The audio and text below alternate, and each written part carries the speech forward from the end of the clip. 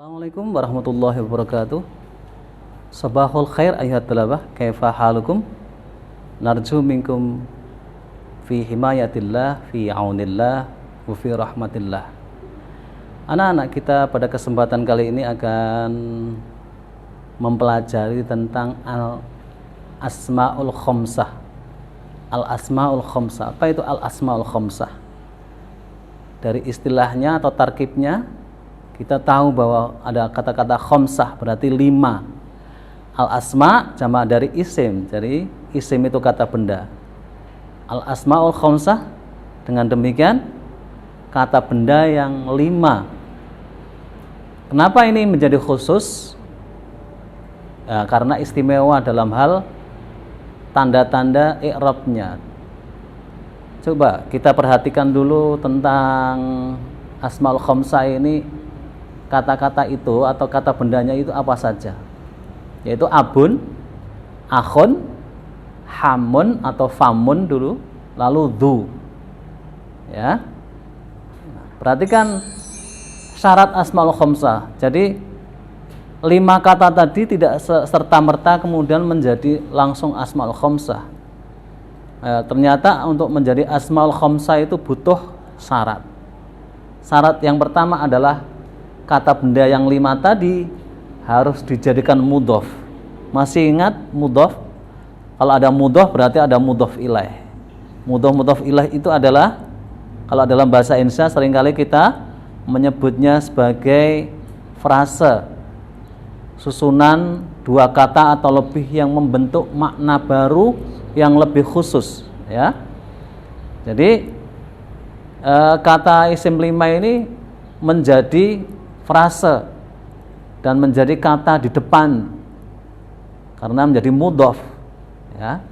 Kalau jadi mudhof ilaih dia bukan isim asmaul khamsah, ya. Coba contoh-contoh dari kalimat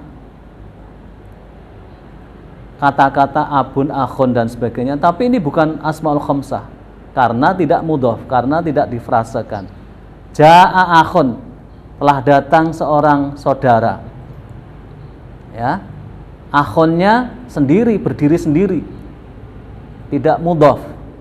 Akrama akhun aban, ya, saudara itu menghormati seorang bapak. Akhun dan aban sebenarnya adalah termasuk asmaul khamsah, tapi karena tidak mudhof, tidak difrasekan, maka dia bukan asmaul khamsah. Lalu ada lagi marra abun bihamin, ya. Abun seorang bapak berjalan bersama ipar, ya. Antara abun dan hamun bukan sebuah asmaul khamsah karena bukan mudhof.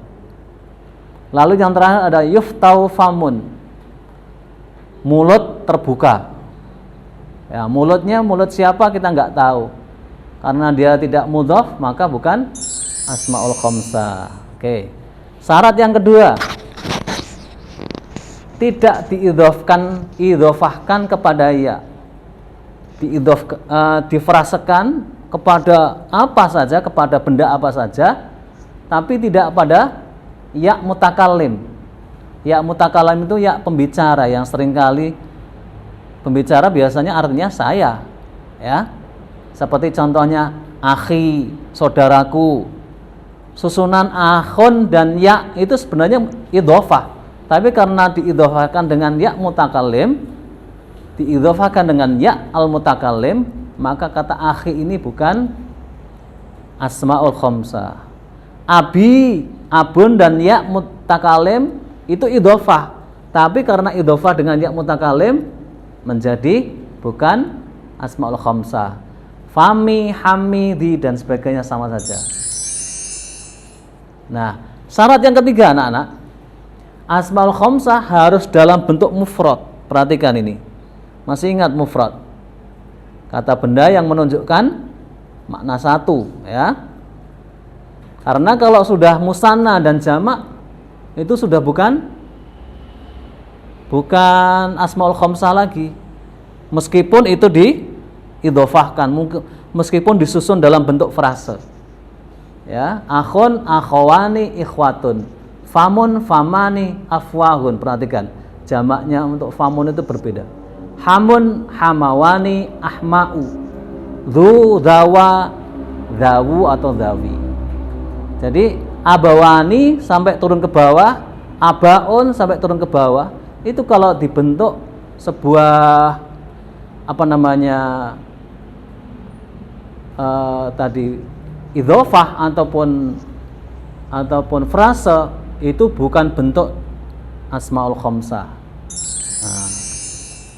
Nah, susunan dari asmaul khamsah itu yang paling sederhana ini biasanya. Contohnya abuka, ya, akhuka, hamuka, famuka, dan dzumalin. Artinya bisa dibaca sendiri. Coba perhatikan anak-anak, dalam i'rab rafa. I'rab rafa itu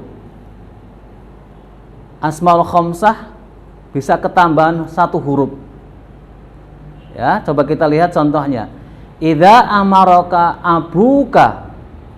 Yang tadi kita lihat cuman abun saja, ketika diidhofahkan, difrasekan dengan dhamir ka, ya, menjadi muncul wawu di situ, abuka. Fa'ati'hu. Idza amaraka abuka fa'ati'hu. Jika kamu diperintah oleh bapakmu, maka taatilah dia. Ya, kemudian contoh kedua, hadara akhuka min safarihi.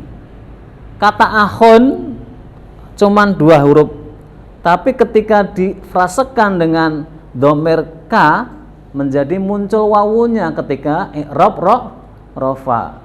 Hadara akhuka, bacanya seperti itu. Min safarihi, saudaramu telah datang dari perjalanannya. Kemudian ada raja'a hamuka bil amsi. Hamun yang artinya tadi ipar, ya, cuman 2 huruf, tapi ketika berhadapan atau disandingkan dengan dhamir ka menjadi wawunya muncul. Raja'a hamuka, iparmu telah pulang kemarin. Lalu ada contoh yang keempat, famuka nimruka.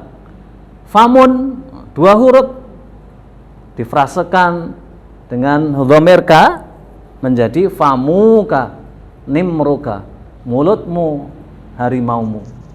Lalu yang terakhir ada Khalidun dzu ilmin. Khalidun dzu ilmin.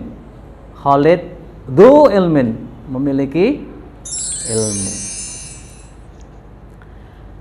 Coba kita lanjutkan pelajaran kita. Dalam i'rab mansub, kalau dalam i'rab marfu itu biasanya sebuah kata seringkali menjadi subjek. Kalau dalam i'rab mansub, contohnya kedudukan sebuah kata menjadi objek, menjadi kata benda yang dikenai perbuatan, begitu ya. Coba contohnya, atik abaka. Perhatikan anak-anak, apa yang berubah dari ketika marfu menjadi mansub. Kalau tadi abuka ketika marfu, sekarang menjadi abaka, karena abaka menjadi objek dari kata-kata atik. Taatilah bapakmu. Tandanya mansub apa di sini? Alif. Oke. Wahbib akhaka, dan cintailah saudaramu. Akhun menjadi akhaka. Lalu kalimat ketiga, inna hamaka rajiun bil amsi. Sungguh iparmu itu telah kembali kemarin, ya. Inna hamaka rajiun bil amsi. Lalu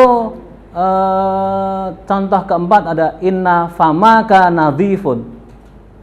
Yang tadinya famun, karena didahului dengan kata inna menjadi isim inna menjadi mansub. Menjadi famaka, ketambahan alif. Artinya sungguh mulutmu itu bersih. Lalu yang terakhir ada kalimat ra'aitu rajulan dzamalin. Kalau tadi dzu ilmin, sekarang dzamalin. Karena Zamalin itu menjadi objek. Nah, sekarang ketika asmaul khamsah itu didahului contohnya dengan harfu jar, kata-kata abun, akhun, kemudian hamun, famun, dan dumalin didahului dengan harfu jar. Coba kita lihat. Hadat ta'amu li abika. Hadat ta'am, makanan ini, li abika, di situ didahului dengan harfu jar li. Ya. Kalau tadi kita belajar di kondisi marfu itu abu kawawu, kemudian ketika mansub itu ate abaka, ketambahan alif. Kalau di sini dalam i'rab majrur ketambahannya adalah iya betul ya li abika. Ya. Li abika. Contoh kedua. Asfiq ala akhika. Sayangilah saudara laki-lakimu. Mana susunan asmaul khamsahnya? Iya, ala akhika, ya. Didahului dengan harfu jar ala, maka kemudian tandanya berubah menjadi akhika, ya, ada ya-nya. Lalu contoh kalimat yang ketiga, marartu bihamika fi famika ta'amun, di mulutmu ada makanan. Kemudian yang terakhir ada as-solihu lidhi ilmin, kesuksesan itu untuk orang yang punya ilmu, ya. Lidhi ilmin, dhi ilmin didahului dengan harfu jar li, maka kemudian asmaul khamsah du berubah menjadi dhi. Nah, begini itu ada anak. Barangkali ini bisa kita jadikan sebuah kesimpulan bahwa asmaul khamsah itu adalah 5 kata benda, 5 isim yang memiliki kaidah khusus, ya. Ya, kaidah khususnya apa? Bila kondisi rofa, bila dalam rofa, contohnya menjadi fa'il, menjadi pelaku, tandanya adalah wawu, ya. Kalau asmaul khamsah itu dalam kondisi nasab atau mansub, maka contohnya kondisi mansub atau nasab itu adalah waktu dia menjadi maf'ul atau menjadi objek, maka tandanya alif. Ati abaka. Dan yang terakhir, dan bila dalam kondisi jar atau majrur, dia didahului dengan harfu jar misalnya, tandanya menjadi ya. Ya. Nah, terakhir kali perhatikan, coba ini bisa dijadikan latihan sambil merenung. Kita sudah belajar beberapa saat yang lalu, kita memahami ada pertanyaan seperti ini. Sebutkan kedudukan i'rab, tanda i'rab dari isim 5. Jadi kata-kata yang di sini sebutkan mana yang asmaul khamsah dan mana yang bukan. Ya. Kalau sudah ketemu asmaul khamsahnya, cari i'rabnya. I'rabnya marfu, mansub atau majrur. Kalau sudah, yang ketiga, tandanya apa? Marfu tandanya apa tadi? Mansub itu kalau asmaul khamsah tandanya apa? Dan kalau majrur tandanya apa? Nah, begitu ya. Bagus, saya hanya titip satu soal atau satu pertanyaan latihan saja. Mudah-mudahan ini membuat Anda paham. Barangkali ini saja yang bisa kita sampaikan anak-anak. Kalau Anda belum paham bisa di-reply, diputar ulang berkali-kali supaya Anda paham. Kalau Anda belum paham bisa tanyakan langsung ke nomor WA atau lewat chat WA. Kalau Anda pengen diskusi, silahkan diskusikan di di grup WA, bisa kita sama-sama belajar lewat grup WA. Terima kasih. Syukran jazilan ala ihtimamikum. Assalamualaikum warahmatullahi wabarakatuh.